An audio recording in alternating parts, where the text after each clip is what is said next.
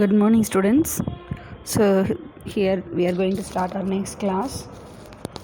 So, now we are going to see the branches of physics as I said in the previous class. So, we were discussed the basic things about physics. The word physics came from which language and its meaning. About science, we were discussed in our last class. So, today we are going to discuss about the branches of physics because branches ஃபிசிக்ஸோட branches அப்படின்னா அதை base பண்ணி தான் ஒவ்வொரு லெசனும் இருக்கும். நீங்கள் படிக்கிற ஒவ்வொரு லெசனும் ஒரு branch ஆஃப் ஃபிசிக்ஸ். ஓகேவா? ஸோ பேசிக்காகவே இந்த branches மெனி branches இருக்குது. நியர்லி ஒரு 20 branches கிட்ட இருக்குது. ஸோ இதில் மெயினாக இந்த ரெண்டு branchesையும் வந்து ரெண்டு டைப்ஸாக கிளாஸிஃபை பண்ணுறாங்க. One is called classical physics. Older 100 years before followed physics concepts are called as classical physics. So that was what we studied in our lower classes up to 10th standard. So நம்ம வந்து classical physics பற்றி 10th standard வரைக்கும் already படித்து முடிச்சிட்டோம் ஓரளவு. ஓகேவா? So அது எல்லாமே எதுக்கு கீழே வரும்? கிளாசிக்கல் ஃபிசிக்ஸ்க்கு கீழே வரும். ஸோ இப்போ நம்ம நிறைய லெசன்ஸ் மாடர்ன் ஃபிசிக்ஸ்லேருந்து படிக்க போகிறோம். ஓகேவா? So from 11th standard onwards we are going to enter into modern physics. ஓகேவா? ஸோ ஃபஸ்ட்டு நம்ம எப்பயுமே பேசிக் லோயர் கிளாஸில் என்ன படிப்போம்? ஃபஸ்ட்டு என்ன basic necessity of understanding the concept we will study in our 6th to 8th standard, right? So like that classical mechanics இதை வந்து நம்ம 6th to 8th படிச்சிருக்கோம். Motion, types of motion, force, acceleration, இது எல்லாமே நம்ம எங்கே படிச்சிருக்கோம்? கிளாசிக்கல் மெக்கானிக்ஸில் ஆல்ரெடி படிச்சிட்டோம். ஸோ அதுதான் classical mechanics, study of motion. And then thermodynamics, study of heat and its energy forms. இது எல்லாமே எதுக்கு கீழே வரும்? தெர்மோடைனமிக்ஸ். அது கூட இப்போ நம்ம 11th கெமிஸ்ட்ரியிலையும் கூட படிப்போம். அடுத்து ஆப்டிக்ஸோட ஃபண்டமெண்டல்ஸும் ஆல்ரெடி நம்ம என்ன படிச்சிருப்போம்? 9th 10th 8th படிச்சிருப்போம். So it is study of lights and it properties. So நிறைய வந்து ஆப்டிக்கல் இல்யூஷன்ஸ் இது எல்லாமே நம்ம இப்போது பெரிய லெவலில் யூஸ் பண்ணிகிட்ருக்கோம். Okay? So taking photography, studying about the appearance of planets, the surface of other planets, stars, இது எல்லாமே லைட்டை வச்சும் படிக்கணும். லைட்டு மட்டும் இல்லை, லைட்டு, ஹீட்டு, ரேடியேஷன் இது எல்லாமே பற்றி படிக்கிறோம். பட் லைட்டும் வந்து இம்பார்ட்டண்ட் ரோல். ஸோ அதையுமே நம்ம எங்கே படிச்சிட்டோம்? லோவர் கிளாஸில் படிச்சிருக்கோம். Next, as I said in the previous class, electricity and magnetism, அதோட பேசிக்ஸை கூட நம்ம எங்கே படிச்சிருக்கோம்? லோவர் கிளாஸஸில் படிச்சிருக்கோம். So study of electricity and magnetic properties and their relationship also, they are interrelated both. Whenever you are studying about electricity, the next lesson will be always magnetism. அப்படி தான் படிச்சிருப்போம் இல்லையா? ஸோ ஏன் அப்படி படிக்கிறோம்? both are interrelated. எலக்ட்ரிசிட்டிக்கும் மேக்னட்டிசத்துக்கும் உள்ள inter relationship இருக்குது, அதனால தான் அதை படிக்கிறோம். அடுத்து acoustics, it is about sound. Okay? So சவுண்டை பற்றி படிக்கிற லெசன்ஸை வந்து நம்ம சவுண்டுன்ற நேம்லேயே நிறைய படிச்சிருப்போம். Next one astrophysics, study of astronomical bodies, like about solar system, galaxies, universe, big bang theory, and then formation of black hole, இது எல்லாமே எதுக்கு கீழே வரும்? Astrophysics. Next one, relativity, which is very important to understand. Okay, so relativity, because of relativity, இந்த வேர்டை சயின்ஸில் ரொம்ப ஆர்வம் இருக்கிறவங்க நியூஸில் கூட ஈவன் கேட்டிருப்பீங்க. So relativity is a theory proposed by Albert Einstein. He only proposed relativity. After the invention of relativity, the approach of physics may be changed. So approach of scientific concepts may be change. So இப்போ நம்ம வந்து டிஃப்ரெண்ட்டான அப்ரோச்சில் சயின்ஸை நம்ம அணுகிறோன்னா அதுக்கு முக்கியமான reason வந்து யார்? Albert Einstein and is theory of relativity. Okay. So அதையும் நம்ம 11th அண்ட் 12th டச் பண்ணுவோம். But only touching. ஓகேவா? Detail concepts everything we will study in higher classes. ஏன்னா அவ்வளோ ஈஸி கிடையாது இது அண்டர்ஸ்டாண்ட் பண்ணுறது. அதனால் ஹையர் ஸ்டடீஸில் நம்ம கண்டிப்பாக அதை பற்றி படிப்போம். பட் இங்கே வந்து ஸ்டார்டிங் பேசிக் அப்படின்னா என்ன அப்படிங்கிறத மட்டும் லைட்டாக நம்ம 11th அண்ட் 12th கண்டிப்பாக படிப்போம். Next one is called modern physics. Modern physics இது என்ன? Classical physics and modern physics பார்த்தீங்கன்னா, நம்ம ஒரு இன்வென்ஷன் இல்லை ஒரு லா தியரி இதெல்லாம் வந்து ப்ரப்போஸ் பண்ணுறாங்க அப்படின்னாவே first step will be on assumption. First step எப்பவுமே நம்ம எப்படி பண்ணுவோம்னா அசம்ஷனில் தான் எடுத்துப்போம். அசம்ஷனில் ஸ்டார்ட் பண்ணி ஃபர்தராக அதை ஸ்டடி பண்ணி ரிசர்ச் பண்ணி அதில் வர்ற ரிசல்ட்ஸை வந்து நம்மளோட அசம்ஷனுக்கு ஒத்து போகுதா இல்லையா அப்படிங்கிறத பார்த்துட்டு மேபி அதுக்கப்புறமா நம்ம அசம்ஷனை கொஞ்சம் கொஞ்சம் மாடிஃபை பண்ணிவிட்டு கடைசியாக அதை மேத்தமெட்டிக்கல் ஈக்குவேஷன்ஸ் இல்லைனா மேத்தமெட்டிக்கல் ரிலேஷன்ஷிப்போட நம்ம வந்து கார்லேட் பண்ணி மிக்ஸ் பண்ணிவிட்டு ஃபைனல் ரிசல்ட் வந்து நம்ம எடுத்து சப்மிட் பண்ணுவோம். இந்த ஃபைனல் ரிசல்ட்டோட முடியறது கிடையாது. Practically we should do the newly invented topics. அதை வந்து செஞ்சு பார்க்கணும். ப்ராக்டிக்கல் எக்ஸ்பெரிமெண்ட்ஸாக செஞ்சு பார்க்கணும். செஞ்சு பார்த்த ரிசல்ட்டும் ஒத்து போச்சுன்னா தான் நம்மளோட தியரி அசம்ஷன் எல்லாமே சக்சீட் ஆனதாக அர்த்தம். ஓகேவா? இப்படி தான் வந்து இன்வென்ஷன்ஸ் வந்து பிறக்குது. ஓகே. ஸோ இந்த மாதிரி பண்ணும்போது ஃபர்தராக அந்த கிளாசிக்கல் மெக்கானிக்ஸோட பேசிக் திங்ஸ் வந்து நிறைய improve as well as change ஆகவும் ஆரம்பிச்சுது.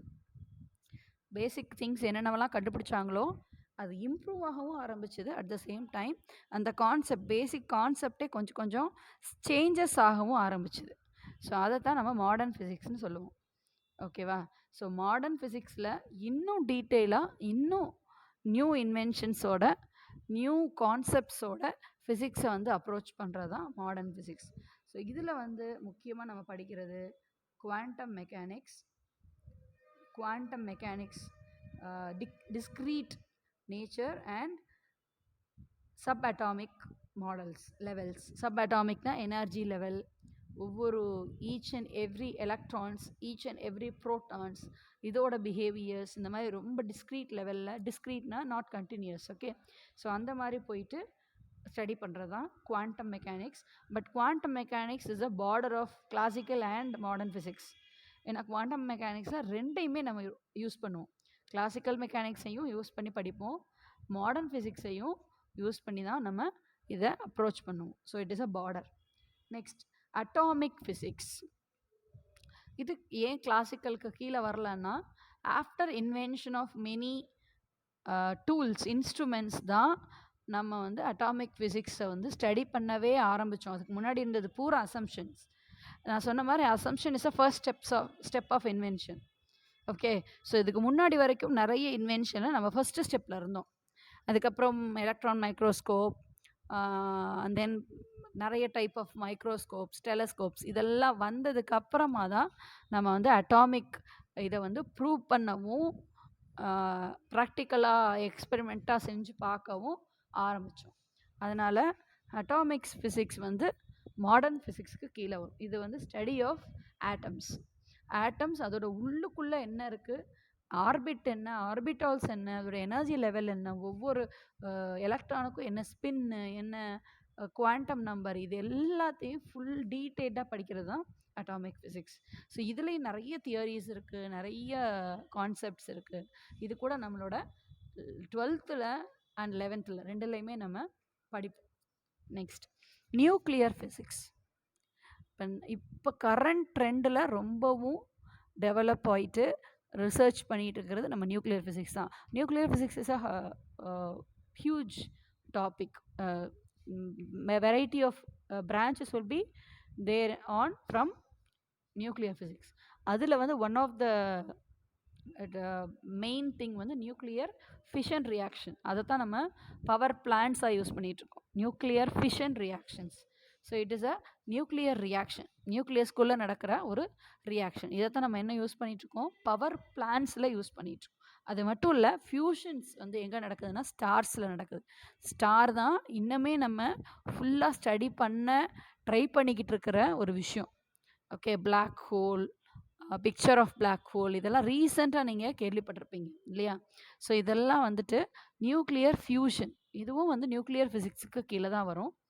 இதெல்லாம் வந்துட்டு ரொம்ப மாடர்னைஸ்ட் கான்செப்ட்.